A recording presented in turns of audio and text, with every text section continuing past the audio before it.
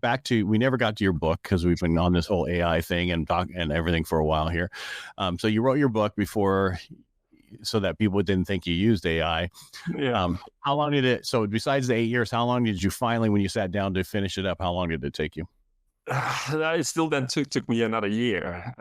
Actually, it's been a lifelong journey for me because so as I told you earlier, this is my 14th startup, and I was sort of creating startups, and ultimately most of them failed, and I just couldn't really understand why. I had a reasonable success. I never raised money, so I did something right.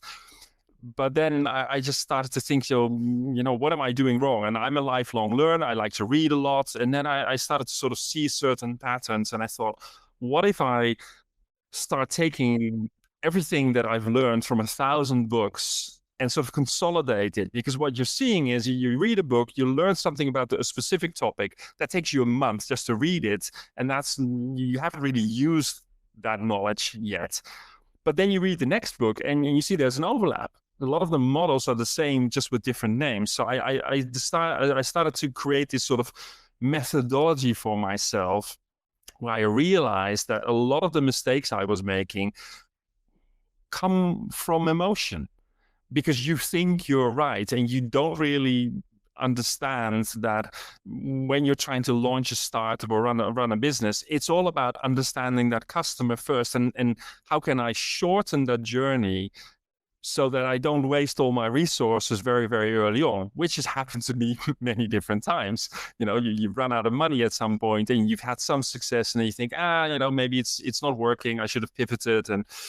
And that's what ultimately became my book. I wrote a lot of those models down. I started to look at them. I thought, how can I simplify them?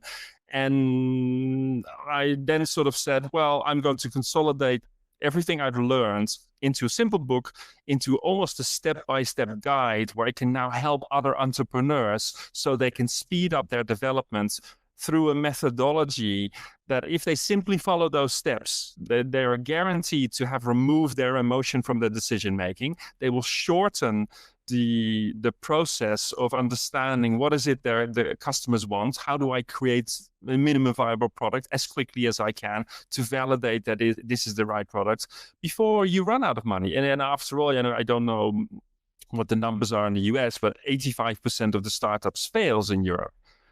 I think it's in the first 3 years right now. So that's an incredible number. And most entrepreneurs are very enthusiastic and they get started with it. But yeah, and my model works because my latest startups have all been successful because I stick to it. And it's so easy to get distracted and just run with an idea and then, actually not build what customers want. So when did your book come out?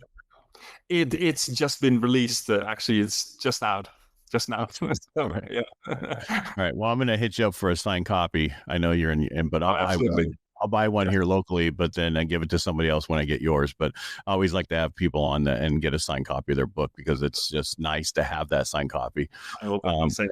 Yeah. And I assume it's self-published on Amazon. Yes, it's self-published. Yeah. Is on your website also? Not yet. I will do that next week because we're doing a big launch for the film product, and I'm actually in the middle of a house move. So yes. Now the reason I bring it up because I tell everybody that when you put your book on Amazon, there is the other connection that you do is what's the name of that company? And you can actually add a link to your website for your book to where you make most of the money versus Amazon. So okay. Yeah. Well,